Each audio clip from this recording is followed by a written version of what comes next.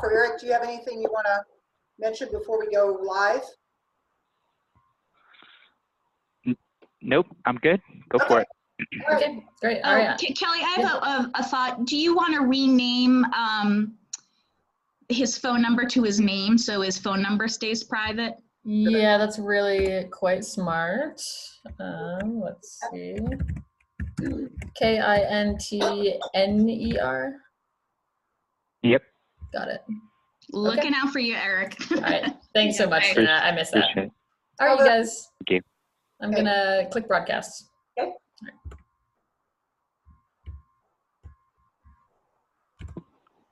Okay, I'm just gonna keep my eye on that participant count, and once we get to an expected number, then we can kick it off.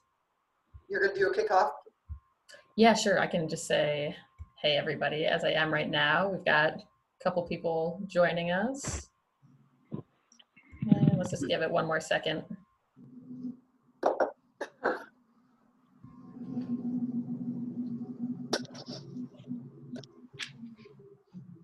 Okay, that's looking pretty good. So I'll just start by saying thanks everybody for joining us. I'm Kelly. I'm with the Office of Television, Film, and Media, and I'm going to just very quickly pass it right out to Deborah Jordy from the SCFD. So we'll do questions also along the way, so please feel free to write your question in the little Q&A box at the bottom of your screen.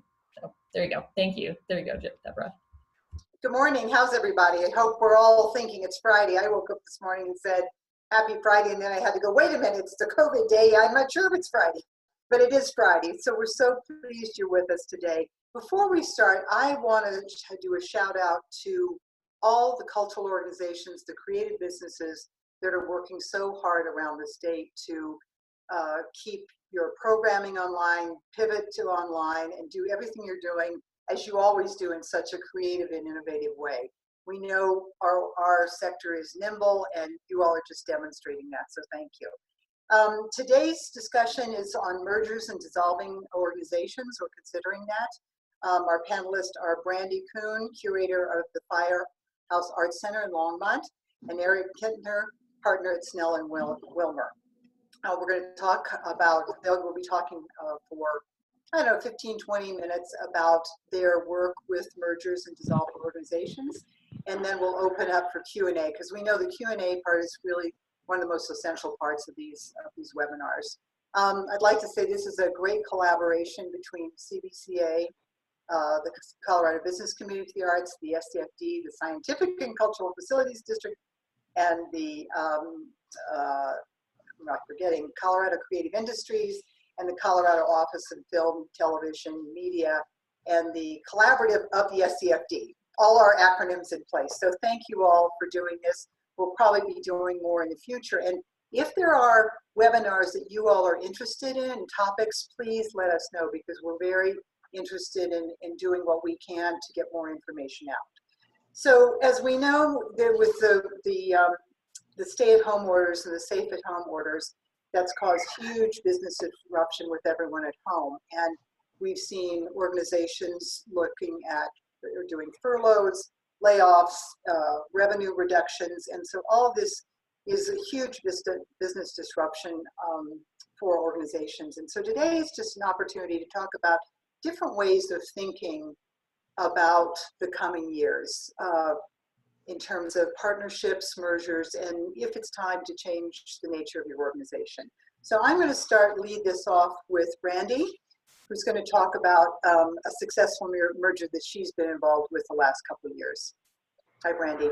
Hello. Hi. Okay, so I'm Brandy Coons. I live and work in Longmont, and I was the executive director of a very small nonprofit called Art Walk Longmont, and our almost sole purpose was to produce a series of summer arts festivals, but we worked with a lot of people to make that happen. And I currently work as the curator at the Firehouse Art Center. And so last year we merged both organizations so that Art Walk as a summer festival is now a program of the Firehouse. And we worked with CAFTA to get legal advice and representation for both organizations. And so, yeah, hopefully having gone through the process, I can answer some questions and kind of address generally how it worked. You guys had, we started with a series of kind of questions in prepping for this. How do you guys want to, do you want me to just kind of tell the story of it or address those questions specifically? Tell the story. But first off, I think we now have Eric Okay. Kintner live. Thank you, Eric. We're glad to see your face. So, Brandy, yeah, walk us through just the pros and cons of what worked for you all in your merger, your story. Yeah.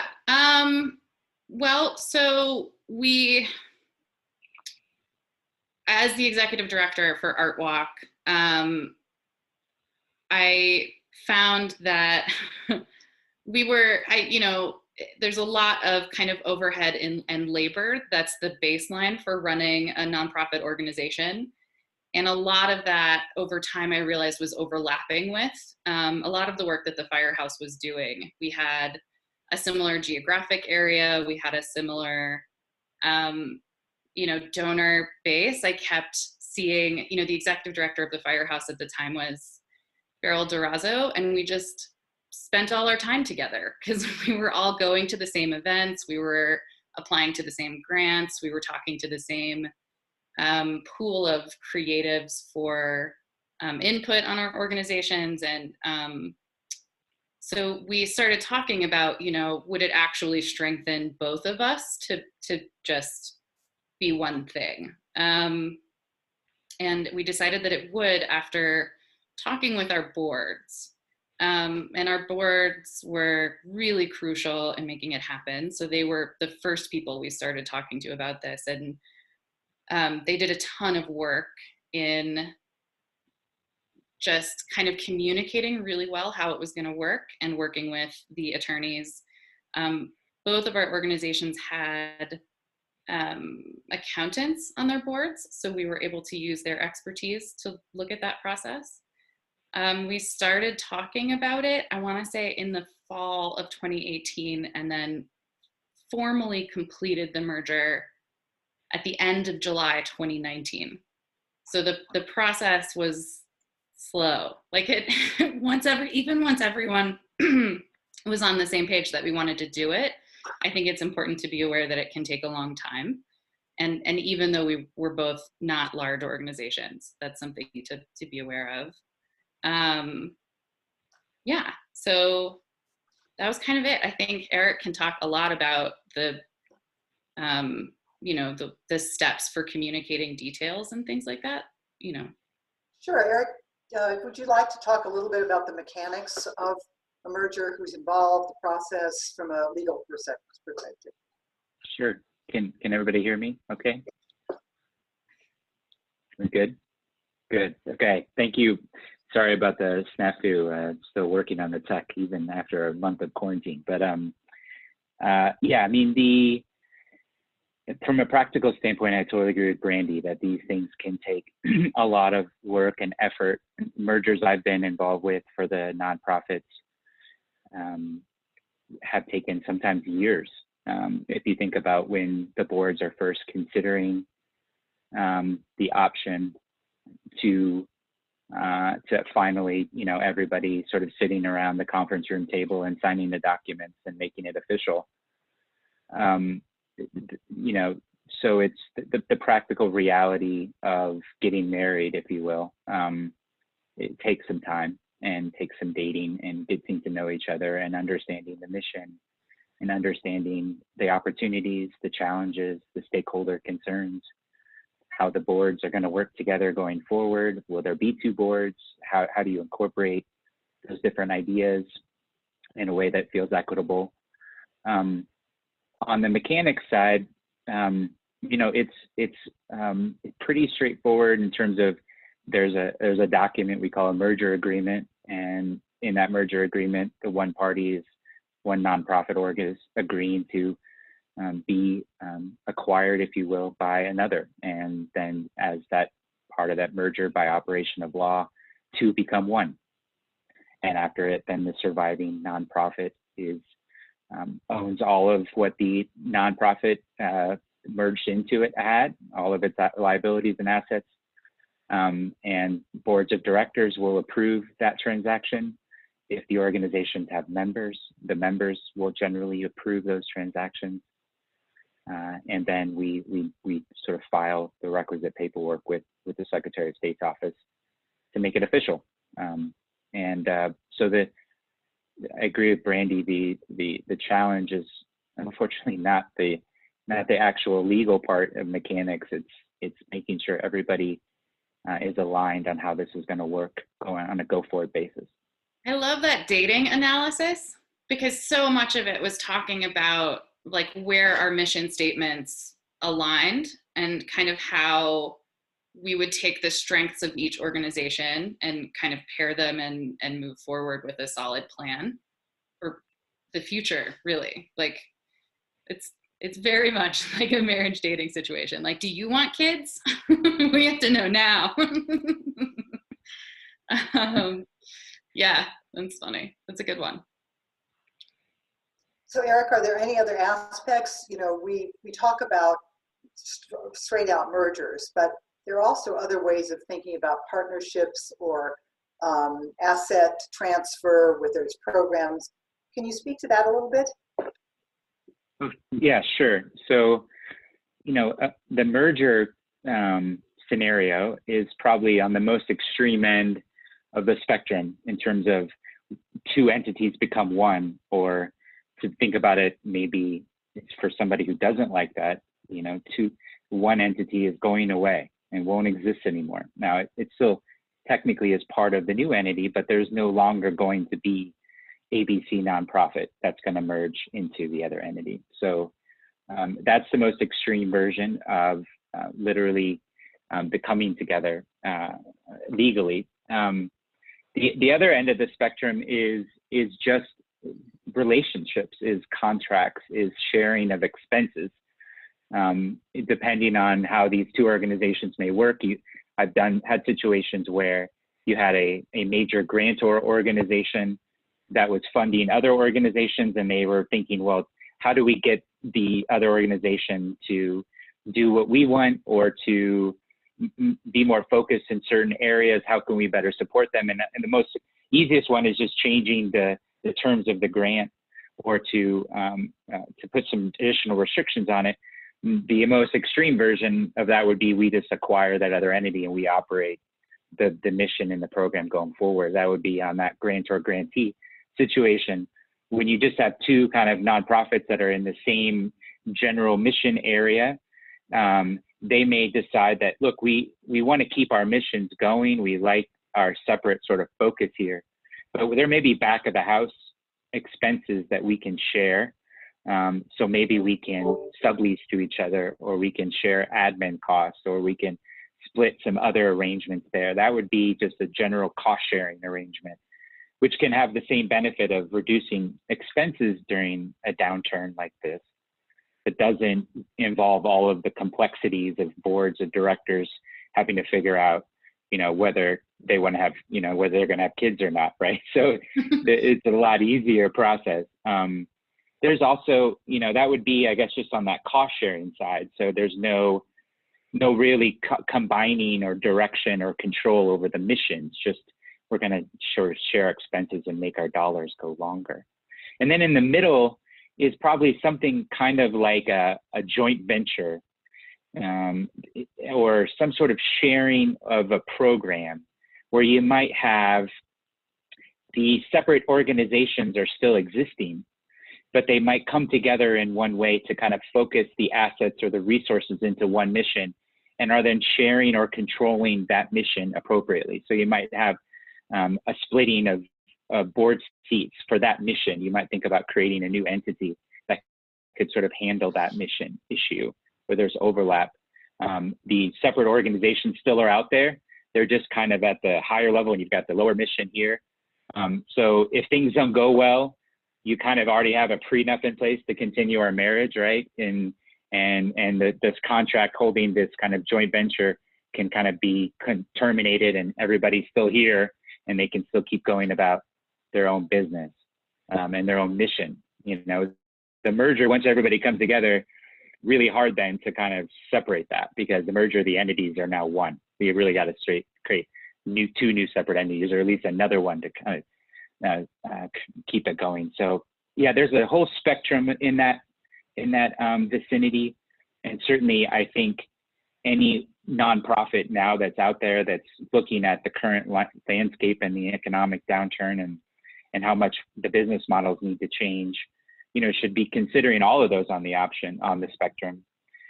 Certainly looking at ways to reduce costs. Obviously, everybody's doing that now, but are there ways that you can work with another nonprofit organization in a useful way that may allow you to reduce expenses even further?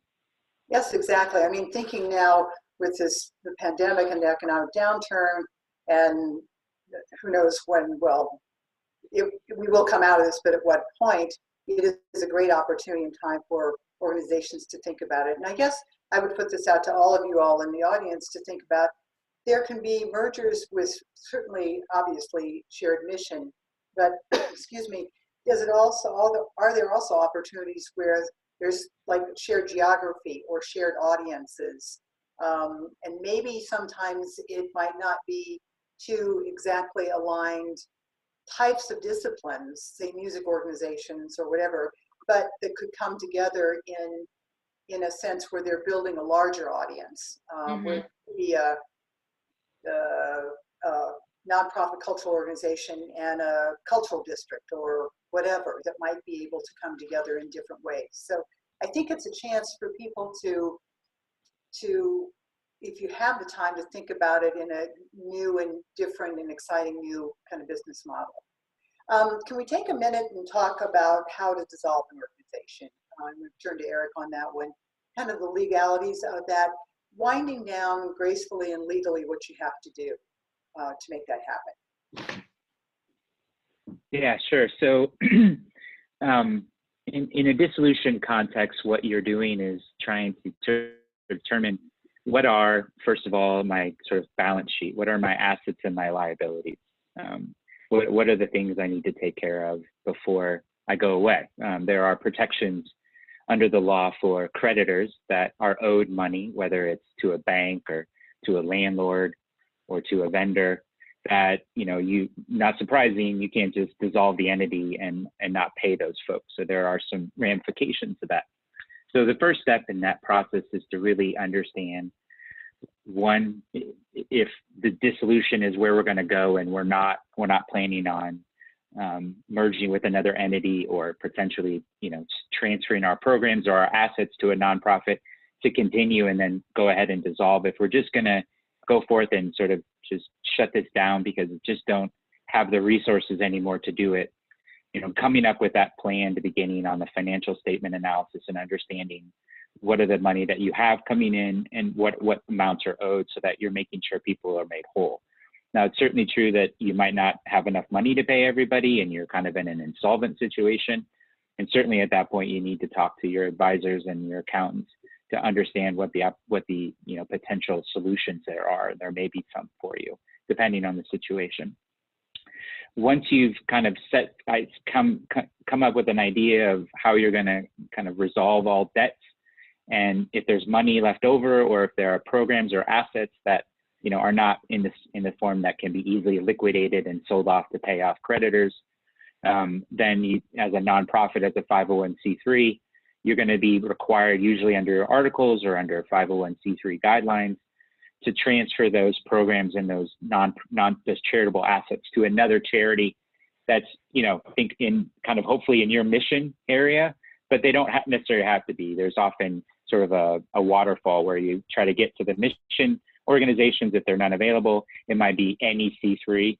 And if those aren't available, there may be some opportunities then to work with a government and attorney general's office to figure out who could take over the program. So, the nonprofit rules will have some restrictions on your ability to just turn over assets to, let's say, another for-profit without there being some tax issues and other concerns with that. So you generally need to make sure that these are landing in another charitable organization to the extent there are assets that are remaining. And so once you kind of have that plan in place, And these should always obviously be discussions between the management of the organization and the board. Then the documents are pretty straightforward in terms of the legal. There's a vote that is usually done again by the board as well as by the members if the organization has any, to approve that sort of dissolution. And then there is a plan of dissolution that is adopted that lays out what we've kind of talked about it and who's getting what. And then there's what we call articles of dissolution that are filed with the Secretary of State's office to formally dissolve the entity. There may be some additional steps you need to do depending on the type of net tax exempt status. There's often notices that have to be provided to the IRS notifying them that the organization is dissolved. There may also need to be some tax certificates received from the Arizona Department of Revenue, depending on your organization, to make sure all of those taxes have been paid or the required forms have been filed to put them on notice. And yeah, that's kind of the general overview there. Thank you. I think that's very helpful. I think this is a good time to mention, Brandy mentioned, you both mentioned CAFTA, and it stands for the Colorado Attorneys for the Arts, which is a program of the Colorado Business Committee for the Arts. And they provide excellent pro bono legal services to nonprofit cultural organizations and creatives. So if any of you all are listening on the call and would like more information, go to the CBCA website and you can click on the CAFTA button to find more information about that. Anyway, so that's a great program to use. So I guess we can open it up for questions right now, and unless there are any other burning thoughts, Brandy, you had to convey? Yeah, when Eric said there's lots of kind of middle ground between, a complete merger and, working with another organization, we did a little bit of that leading up to the idea that we were going to combine organizations. We did actually plan events together, and we started collaborating on some fundraising endeavors. Art Walk had a specific set of assets that it wasn't using all the time. So we were always trying to figure out how do we work with other people to make best use of those assets. And it's festival supplies, tents and tables and things. And so everybody needs those. So we were kind of like, who do we work with to make all of that work better for all of us? And so we did a little bit of that kind of in advance, and that gave us a lot of the institutional kind of education to know each other's organizations really well before we started moving forward with the merger. So that's a good thought.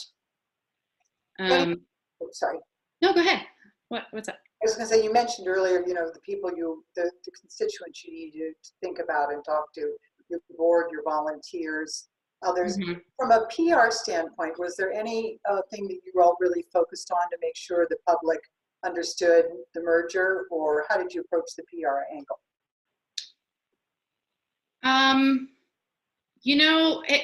One of the things that it was motivating for us was that lots of people already thought that Art Walk was part of something else. Uh-huh. So for us, in announcing it, people were like, "Oh, all right." And a lot of it was,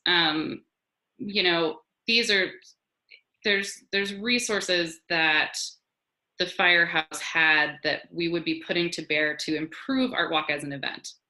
The Firehouse had a lot more kind of a network of professional volunteers, marketing, and and so it was kind of like we can bring the full force of the Firehouse into improving the festival series.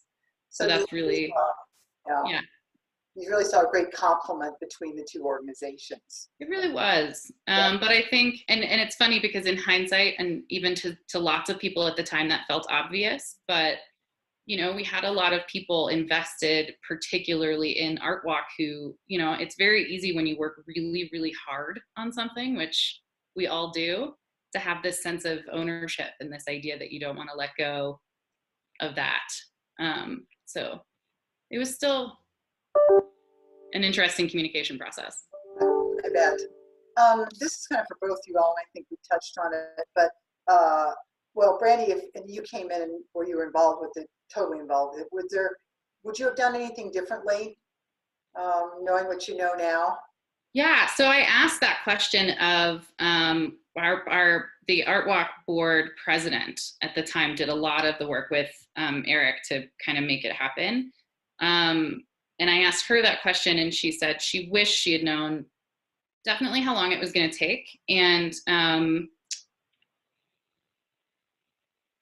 that so the board, the way that it worked for us was that I was working at the Firehouse, and I pulled back my paid hours for Art Walk, and the board picked up and volunteer ran a lot of it on their own for a while. And she was like, if I had known it was going to take so long, we wouldn't have done that.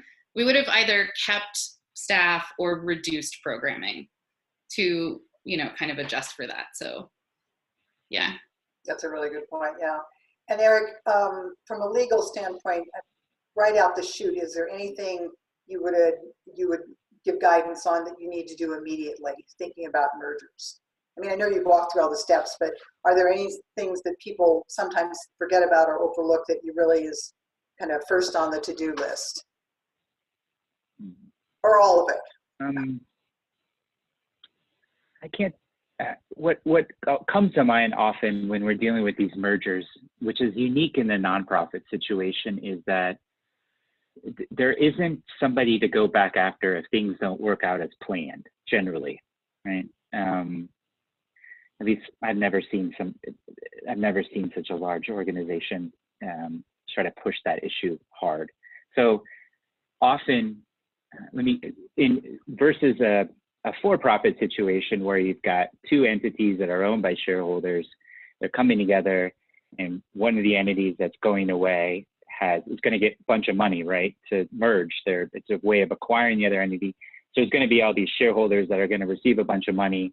And if things don't work out or promises were made about the merging entity, the acquiring entity is going to have shareholders, if you will, still out there with money that in theory there's an ability to go back after them. When you've got nonprofits coming together, often don't have members, and generally the members aren't obviously going to probably receive any money out of this thing. Once they come together, the entity that has merged is gone. There's nothing there left anymore. If they made promises about financials or programs, sure, there may be contractual rights, but who do you go after? You can't get blood from a turnip, right? You can't get, there's nothing there. So that's one thing that we kind of always think about when we're dealing with the merger. So these merger documents will kind of lay out all these, promises and reps about the entity and the mission and what their finances are and how many employees they have and all that. But if it doesn't end up being true, what are your actual practical realities of being made whole? So it's something to think about on both sides. I think the other thing is, often when there's this marriage, the certain members of the merging entity board will become part of the new entity board. And so that there'll be this kind of combining at the board level. So hopefully then that new combined board will oversee the missions of these two now separate organizations that are combined. And, that sometimes that works well, and sometimes it doesn't work well at all. And a board is a very organic thing, and introducing new people and new ideas to it can be challenging. So having that dating process on the front end, I think, is really important to understand how that works, and understanding that there can be a lot of promises made in the merging documents about we'll continue the programs and we'll invest a certain amount of money and we'll make sure we keep certain people on the board. And generally people in this community are going to do what they promise and are going to follow through with that. But again, things can happen and minds can change over time, and some of those promises don't always end up being fulfilled, or at least there may be somebody's version of what was promised is different than what ends up happening, and there's hurt feelings sometimes. So not to say that always happens, but I've certainly been a part of organizations and seen that happen on the legal side, where it just, again, is what's the ramifications of that? Well, you're not going to go sue anybody about this because it'd just be a total waste of resources. So really kind of having a realistic perspective going in when you do go through with this merger, yes, there is certain promises made, and I think the parties will in good faith respect that and understand that they're going to try to keep people on the board, or they'll create an advisory board and listen to these ideas and do and carry out the mission as you've historically done. But in many ways, it is letting go. It is really about understanding that this mission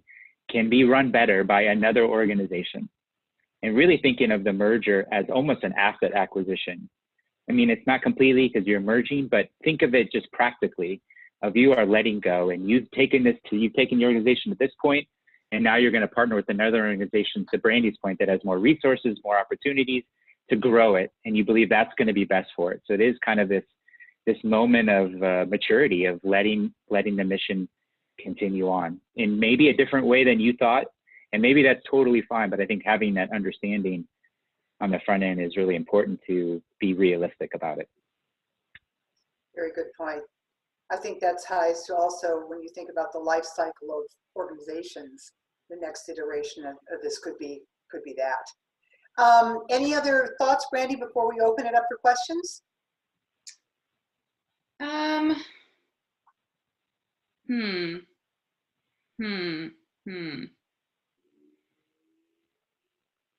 We made sure in the process and the steps of it that we communicated with our largest private financial supporters after the legal decision was made and before we did a press release or any PR. We you kind of step it through, like we definitely, the board is involved, but it was really important to us to make sure that in the process, those people who, even though they weren't behind the scenes, those people who had invested in and supported us knew what was going on before they read it in the paper. That was really important. So great. Again, back to the PR and good communication. Wonderful. Yeah. So I'm going to turn it over to the Q&A experts. Student Matusiak and Kelly are on the line. They've been collecting the questions, and we'll be reading through them, and then we will have everyone answer them, or try to answer them for you. So Kelly, you want to start, or Jeanette? Yeah, I can dive in here. We've got a couple questions in advance that we talked about right before we began, and then after I get through those two, I'm going to pass it over to Jeanette, who's going to take some of the live questions coming in. And this is just a reminder that if you have any questions that are burning, you can enter it into the Q&A box below, and we'll get to them. So this question that came in advance has to do with timing. Most funding agencies require that organizations be in existence for at least 18 months to 2 years. So how would this affect an organization that has dissolved and incorporated under a new name if they merged with another organization? Would they have to wait the 2 years to receive funding? Deborah, I think is how we interpreted this question. Yeah. Yeah, I generally wouldn't think the grantor organization would expect a merging entity to restart the clock. Under operation of law, the new merged entity will take over the other one as if it's always been that way. So it goes back to the beginning of time, if you will.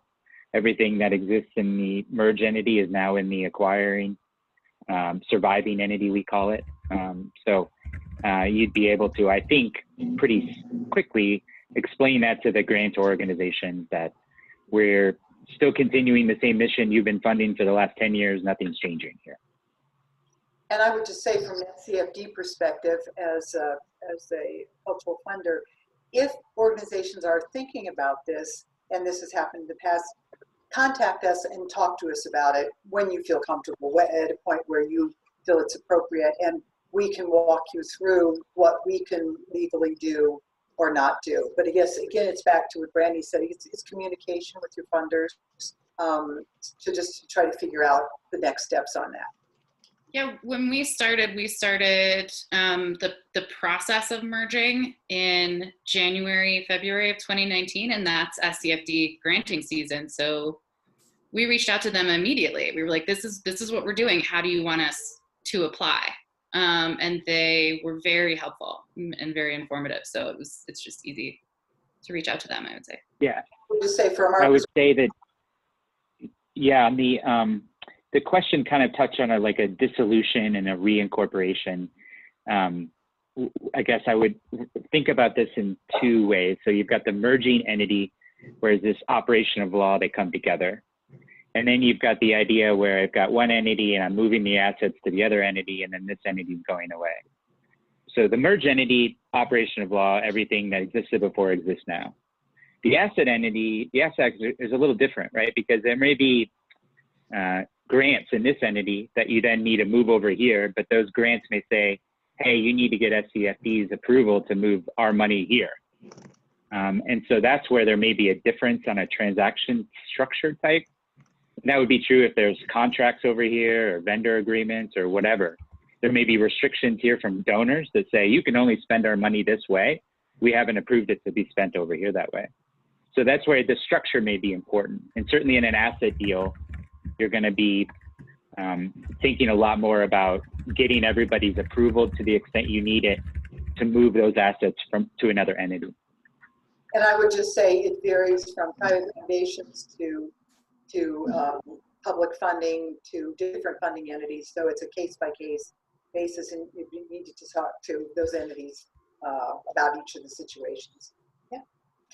Great, thank you guys. I had this other question that came with several parts, but I'm just gonna take out one part of it, which asks if you can join more than 2 organizations at once, and if so, how long does that process take? Is it longer than maybe just the 2 organization process?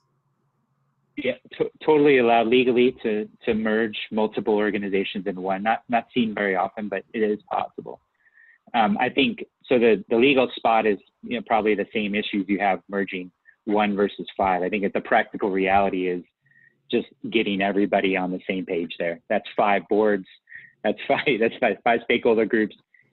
Obviously, that's an exponentially more lift when you're doing all that and making sure everybody's in agreement, which is why you just don't see it, I don't think, very often. Yeah. Okay, great, thank you. I'll come in with one of the questions online. What kind of challenges and issues are there with 2 executive directors who have come into the merger of who will be the executive director? Could you speak to that a little bit? In our case, one organization was dramatically smaller than the other. So it felt pretty straightforward. But I also, in our case in particular, I also was working at the Firehouse already. So it was easy for me because I knew that the general mission of the original organization would be supported, and that I was always going to be available to answer questions. So that institutional memory was still there, that the purpose of the organization was still going to be there. I think figuring out the finances of how to balance staff in merging is kind of a big deal. I mean, it does seem like the larger organization is always going to be the one absorbing the smaller. If they're the same size and you're just partnering, there's a couple of different nonprofits have different structures for this, where they'll have like a creative director and a development director, and they work together. Maybe one way to look at it. Great. Eric, do you want to add anything of what you've seen with other organizations?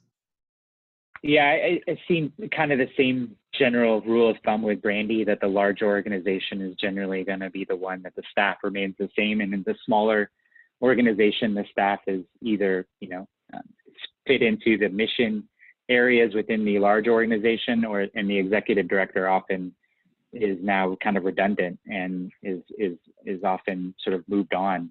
I mean, it is kind of the hard, cold truth about this. Why these mergers are attractive is overhead expenses, and where 2 people used to do the same job, now 1 can. But that doesn't have to always be the case. And certainly, I think to Brandy's point, finding ways to try to bring within that institutional knowledge within the new organization, and finding positions for those folks, at least on a temporary basis, to make sure all of that knowledge is transferred over and people understand, at least through one cycle of the program, however long that may be, whether that's a few months or a year, I think is really, really useful if it can be done. But in the long term, you obviously generally see one executive director, just like you generally don't see two CEOs. Great, thanks. Great, thank you guys.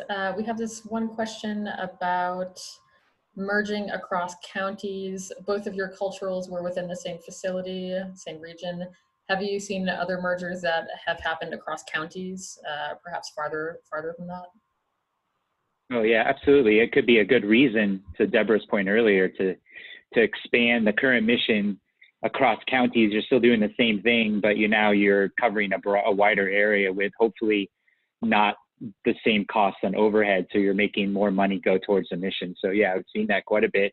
Makes a lot of sense in many ways. Now there may be some restrictions, and some types of organizations may have limits on what they can do. Generally in the arts community, you wouldn't see that. I'm thinking of kind of in healthcare, there may be issues with moving within certain counties and certain contractor zones that may be impacted, but generally in this area it shouldn't be an issue. And I've seen it a number of times in, or let's say for example, like a Boys and Girls Club or a Habitat for Humanity, or these others where you've got multiple chapters out there within a certain geographic area. You might see some of those start getting bigger and bigger.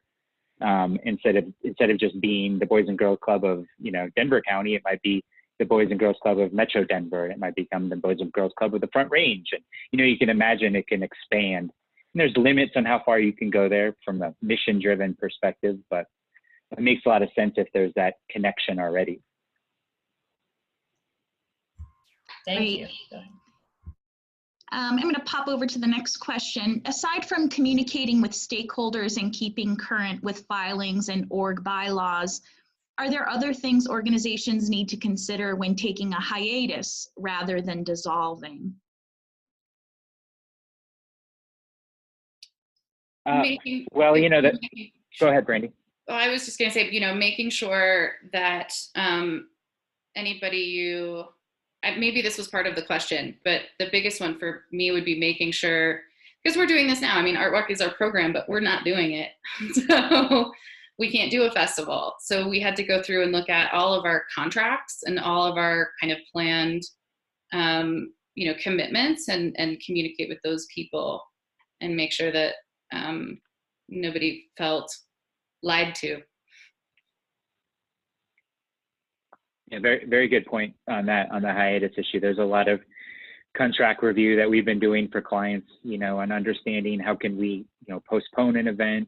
Can we terminate a contract because of what we call force majeure event because of the government restrictions on public gatherings, that kind of thing. So yeah, I get great points, Brandy, on looking at that in terms of, pausing an event or postponing it.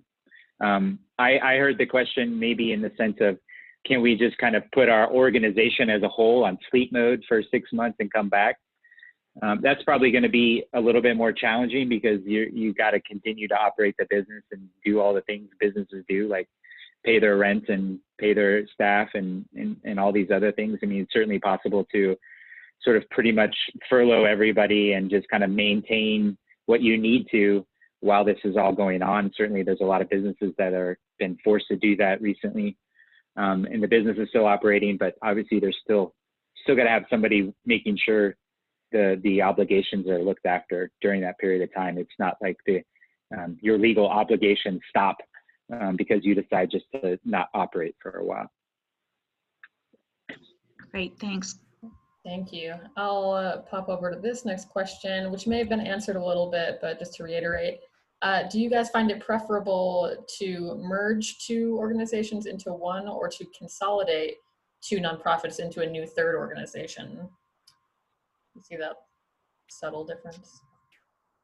Yeah, little bit different. Two merging organizations, so whatever's in these two hands are now together. And there may be some benefits with that. There may be some risks that we're not really sure what's in these hands, but now we're all kind of living together, right? So, but there's some simplicity there, and often in nonprofit arts organizations, there's not going to be a lot of skeletons in the closet, so not as big a concern. But I guess if there's a situation where you're potentially risk adverse, you could, in theory, move assets into a new entity that then these other ones kind of go away. It's certainly possible. I think under my kind of middle ground joint venture idea was that these two would still stay up here and you'd have a new one that would kind of be focused in a certain mission, but these wouldn't go away. I think So it seems like it would have a lot to do with to what extent is your mission statement changing.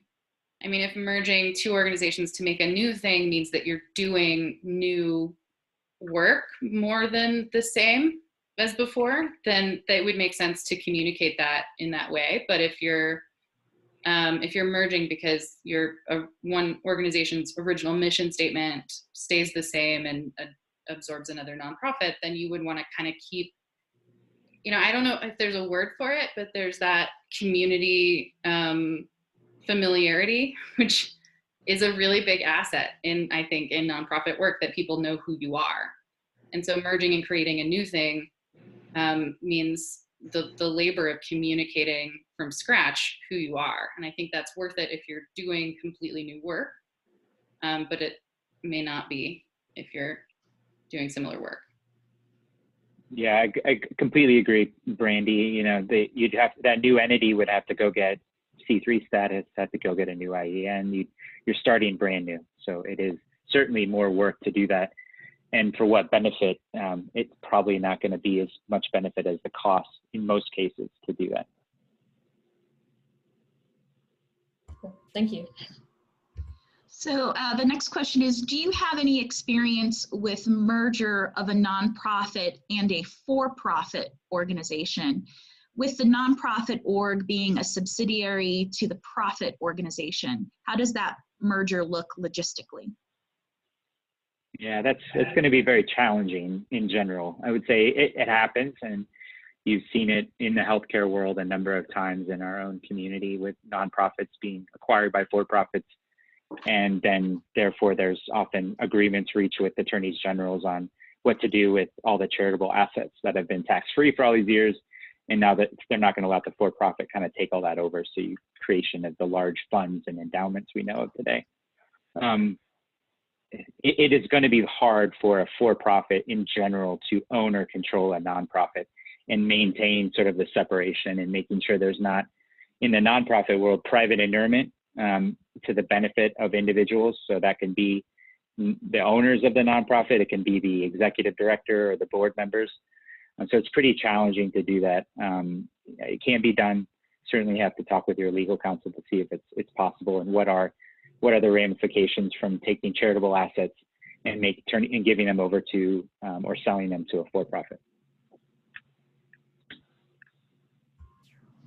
Okay, great, thank you.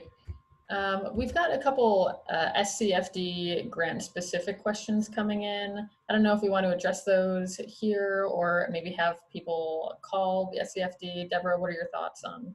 I would recommend for those to have them contact our office, our staff for specifics. It'd probably be easier than on the call today. Okay, sounds good, thank you.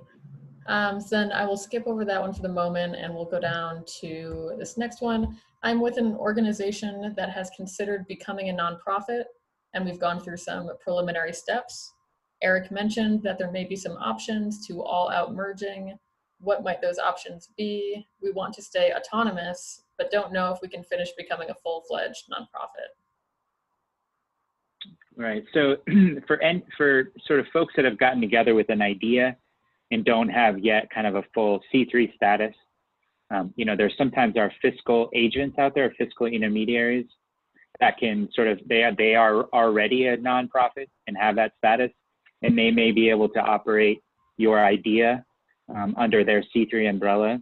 There are some rules with that, and you'll have to, certainly want to talk to your advisors about how to do that, but that is sometimes how people try to test run an idea without going through what sometimes can be like a 12-month process to get formally approved under a C3.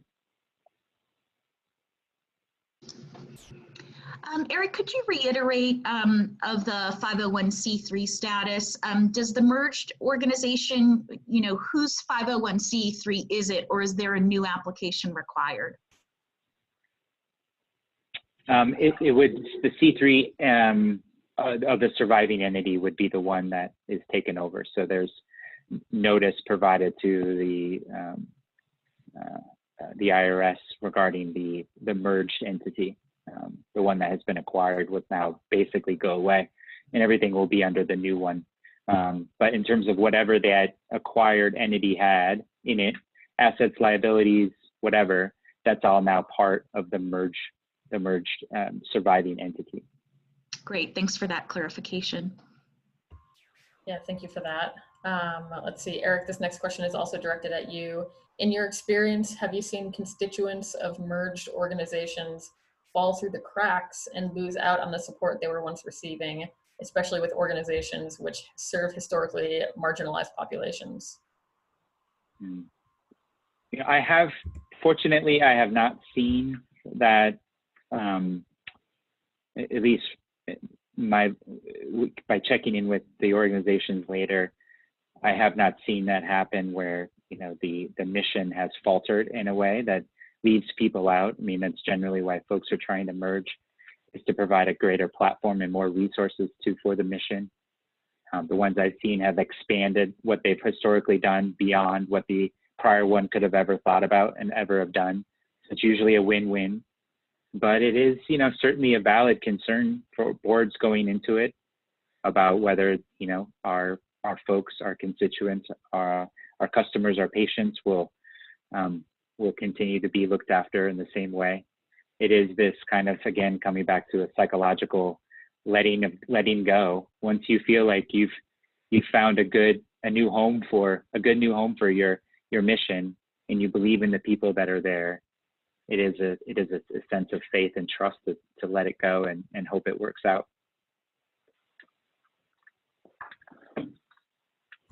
Thank you. Jeanette, do you have a question? Yes, I am going to pop it over here. We sort of touch base on this again, but maybe if you could talk a little bit about the benefits, or sorry, the drawbacks.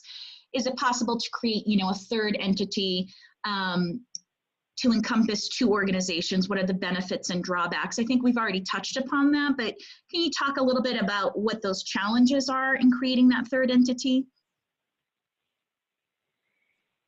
Yeah, just I think to Brandy's point, who hit on it really well, just the logistics of standing up a brand new one and doing all the filings and the paperwork and getting approved for C3 if that's where you're going, and all the rest of it can be challenging. And obviously all the communicating with your stakeholders and donors and getting people comfortable with the new organization, it's a high bar. And so you really only do that, and I've never kind of seen that situation in this context. If there's like some major concerns where you're trying to just take a part of the existing organizations and create a new kind of thing to start, which I have seen, where the two large organizations decide that we've got an idea about a new idea, or to take something, little parts of this one and create a new one, where they still are out there. That makes sense because they're going to be supporting it. But for them to kind of dump everything in one and then to go away, that's a high bar, and it's probably not going to work in most situations from a logistics and timing standpoint. Great, thanks, Eric. I guess I would ask a question for Deborah. I think we talked about this a little bit, but you know, you're in a unique position serving in kind of on the grantor side. And I think a lot of nonprofits out there are probably thinking about, are the grant organizations going to be, what are they expecting us to do during this time? Where are they looking at how we're going to develop our budgets to go back to SCFD or others?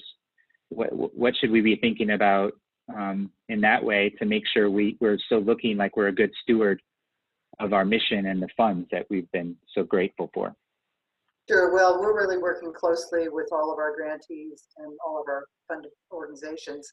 And it's business as usual, because what we do is tied to the statute. So unlike a private foundation, the rules and the laws are in place. So we have to work within that context. So again, it's on a case-by-case basis.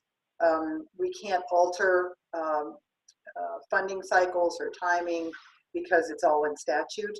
But we are looking at how we can, within our executive control, can relax maybe change a deadline slightly, or what we can do. So again, it's on a case-by-case basis, and we have so many 300, about little under 300 organizations who are very different. So again, I just stress contact the staff if you have questions about any of this. It's because it's just evolving. And are you, Deborah, are you seeing organizations in terms of on the governance side? I mean, I know from my involvement with organizations, we've been getting together as a board and redoing budgets and things. Is there advice that a private foundation or SCFD is recommending in terms of what would be best practices in this case for the board to look at financial situations on a go-forward basis? Right. I think we've been talking with a lot of organizations who, I think initially a month or two ago, before the stay-at-home orders went in place, we're thinking about best, medium, and worst case scenarios. We are saying right now, most organizations do their worst case scenario so that they can really plan for that, which I think is realistic. We did a webinar on Wednesday, and I think the panelists talked about that. Again, then we can talk to them. We are keeping an eye out if there will be some organizations that may go from tier 2 to tier 3. And just, again, it's a timing issue and it's all based in statute. But again, keep talking to us. I think the more information like this and others that we can help provide to the field so that people can become more informed on financial scenarios, mergers, dissolutions, etc. I think it's just the better. Or things like, the Office of Film, Colorado Office of Film, Television, and Media did a wonderful webinar on PPP. So again, it's how can we give the organizations the best information out there to help inform their decisions. Yeah.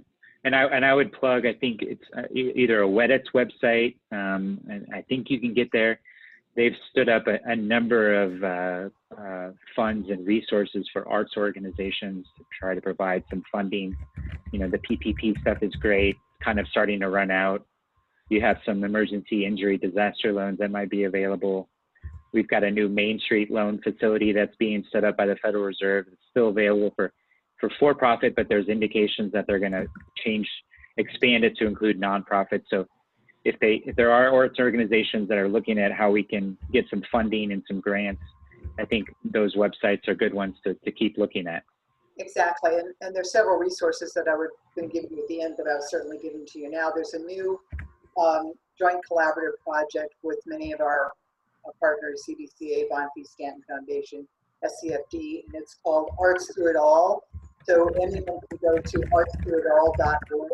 This is a public awareness campaign for the general public. There are two parts of it, and Jeanette, and we'll share that with you, and Kelly, you can share this with the group. But it's the awareness campaign for the organizations, kind of a plug and play. There's a toolkit for them to be able to reach out to their donors about fundraising or outreach, and then it's for the general public of how can you help your organizations? How can you make a donation? How can you not ask for a ticket refund? You just let them keep the money for tickets or classes, and then how can you support an artist? So it's a big portion. It's a very good asset for the cultural organizations to use. There are also other funds, websites with funds available or grant programs at Colorado Creative Industries, at CBCA, and on our website to help direct organizations to look for funding. So you heard some of this that I was going to give at the end, but it's really important right now. And we may see more in the future coming out. Yeah, thank you. And I just included those links in your chat box, so anybody who's in attendance should be able to see those. It's choosecolorado.com/COVID-19 and then cbca.org/artsthroughitall. So check out those links. Great. And I'd also like to add that the couple of questions that we still have in our Q&A are specific to SCFD. And as we mentioned before, if you could direct those specifically to the SCFD offices, since it is such a personal case-by-case basis, it would be best if your org contacts Deborah and her team to discuss those questions. So I'll move on to other non-SCFD questions that have come in. Can you give some examples of successful joint ventures with admin cost sharing? Sure. Yeah. So, you could imagine a situation as simple as just a sublease of facilities that aren't being used would be not even a joint venture. It's literally just, we're going to help pay for the costs for the time being. In situations where a joint venture in kind of that two large organizations and want to try something new on a third, you could see that there may be resources that are currently being spent at one that could be directed into that one, and therefore reduce some of the expenses at this level to kind of start something new. And it may be a situation where it's not really coming together in terms of an ownership standpoint. Like if you imagine a V where they're sort of members of this new one, it may just be that they're going to sort of do under a new, under the existing one and start something new, or maybe it's part of it, the other one, and then there's just resources being provided from one organization to the other, and there's just some contract language that allows them to share expenses or allow them to bill out for some costs. So you don't have to go through legal mechanics of setting up a whole new legal entity. It can just be done through that kind of contractual arrangement where it makes sense. So yeah, certainly I've seen that in a number of cases in arts communities, as well as just general nonprofit organizations as well, where they're trying to find ways to share expenses. Awesome, thanks, Eric. Great. This last question that I'm looking at doesn't quite have anything to do with merging and dissolution, unless I'm misunderstanding it, but maybe we can address it for just a minute. I was thinking about making my podcast into a nonprofit, yet it sounds more like it's more trouble than yet it sounds like more trouble than just reaching out to organizations in the seizure disorder epilepsy community. Why would I go through the steps to be an official nonprofit? Are there advantages, disadvantages, rather than just partnering with organizations that already exist? Anybody? I mean, you have to look at the nonprofit status as a type of business organization. So if you look at it in the sense of, how am I going to manage finances? I mean, there's, for a podcast, I don't know. What is the limit for applying for SCFD? Like, how long do you have to be a nonprofit before you can apply for grant funding with SCFD? It's all on the website. Oh yeah, sorry, I don't remember. I think I've heard at some point that it's like 3 or 5 years. Yeah. But if you're starting small, I think it makes sense to just seek donations. But I don't know that you are barred from accepting donations as a small business. Artists do it all the time. Yeah, I jump in here too. There is CNDC, which is the Colorado Nonprofit Development Center.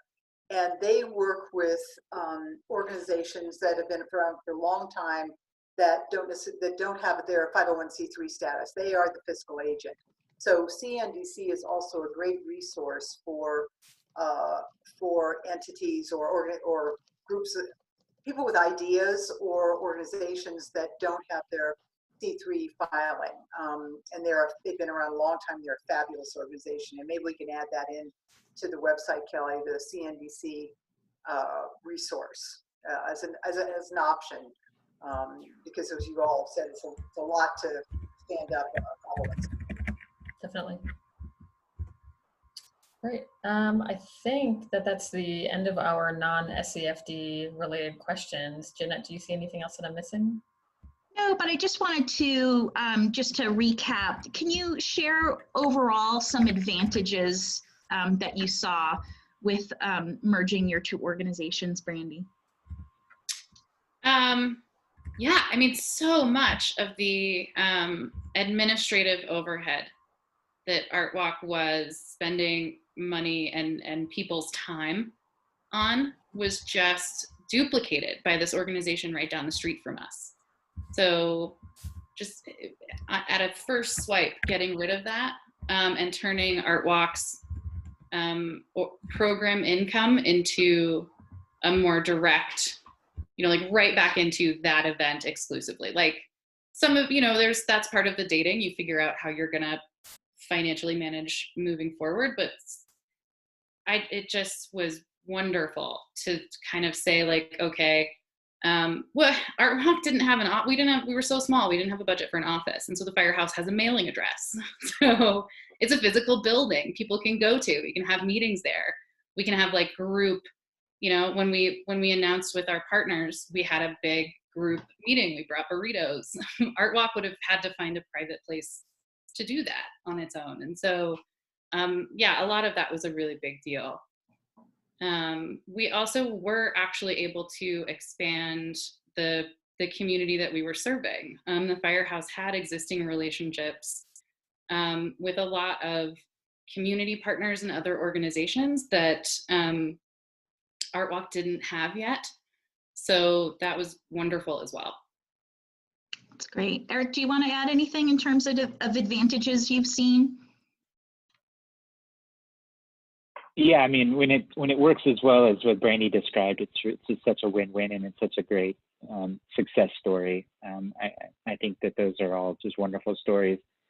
I guess the other situations that I've seen really well is when, and the one I'm thinking about is not necessarily in the arts world, but a nonprofit where they were able to expand what they were doing really well in one area and take it statewide. Because they just didn't have the resources. They had a really great idea and were able to do it really well, but they just were not able to sort of do the lift to get it at that level. And so it's just a resource intensive situation with the contacts that Brandy talked about. I mean, it's just, it's really a good opportunity. So if you can find, if you're a smaller arts organization, you can find that synergy where, again, to I think Deborah's point earlier, it doesn't have to be the same mission, but if it's kind of aligned in a way, and maybe not even in a readily apparent way, but you can think about it in a way that could really benefit from having the pooling of the resources, not just to share overhead and expenses. That's the easy part. If you're going to do the merger, it's really how is the two together creating a bigger size pool than they are separate. Like that's what Brandy's talking about, where Art Walk and Firehouse are now greater together than they were separate because of the synergy. So how are those organizations coming together to make that realization happen? That's where I think the sweet spot should be. These other ones where you're kind of in similar situations, but you don't have that potential, effect of really creating that synergy. I think starting with the sharing expenses and just trying to reduce overhead probably makes the most sense until you can see if there's that need and that potential to really take it to the next level.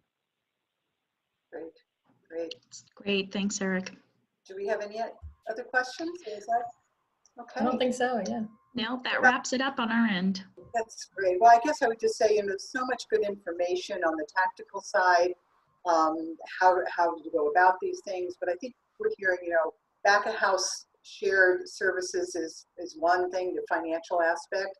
But as we've touched on, what can two organizations do together better, and how can they expand audience and provide access? I think that's so important to think about as people are tossing these ideas around. I want to thank the panelists, Brandy and Eric. Thank you so much for doing this today. Great information. I hope it was helpful. It was very helpful and very, very informative. Kelly and Jeanette, always thank you for your great teamwork on this effort. And again, our partners at CBCA, SCFD, CCI, Colorado Film and Television and Media. We hope to do more of these, so give us your thoughts and ideas on other topics that would be really helpful for you. Again, I would say in this particular case, this webinar, reach out to CAFTA, Colorado Attorneys for the Arts, through CBCA for possible legal advice, and CNDC as another resource in the kind of the toolbox for this. I think that's it on my end. Again, thank you, and I'm just going to reiterate thank you to everyone on the line for the work you're doing in the state to keep this great arts and culture and creative sector alive, and we're going to get through this. So thank you so much for being with us today. Thank you, Deborah. Bye, everybody.